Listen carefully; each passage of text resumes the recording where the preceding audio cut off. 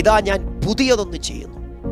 പക്ഷെ അതിൻ്റെ പൂർവ്വ പരിഭാഷയിൽ ഒരു ട്രാൻസ്ലേഷനിൽ വായിച്ചതിൻ്റെ അർത്ഥം ഇതാണ്: ഞാൻ നിനക്ക് വേണ്ടി ഇനി ചെയ്യാൻ പോകുന്ന കാര്യങ്ങൾ ഇന്നലെ വരെ നിന്റെ ജീവിതത്തിൽ സംഭവിച്ചതുമായിട്ട് താരതമ്യം ചെയ്യാൻ നിനക്ക് കഴിയുന്നതല്ല.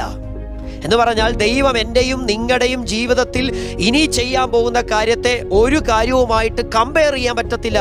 ഇൻകമ്പയറബിൾ ആയിട്ടുള്ള ദൈവപ്രവൃത്തിയാണ് ദൈവം നമുക്ക് വേണ്ടി ചെയ്യാൻ പോകുന്നത്.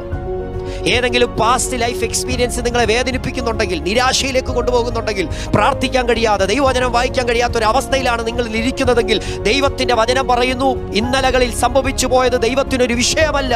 പുതിയ കാര്യങ്ങൾ, പുതിയ തുടക്കങ്ങൾ ലൈഫിനകത്ത് ചെയ്യാൻ ദൈവം ശക്തനാണ്. പാഴും ശൂന്യവുമായി നടക്കുന്ന ഭൂമിയെ നോക്കിക്കൊണ്ട് ഉണ്ടാകട്ടെ എന്ന വാക്കു പറഞ്ഞുകൊണ്ട് ഇല്ലാത്തതിനെ വിളിച്ചു വരുത്താൻ കരുത്തനായ ദൈവത്തിൽ വിശ്വസിക്ക്.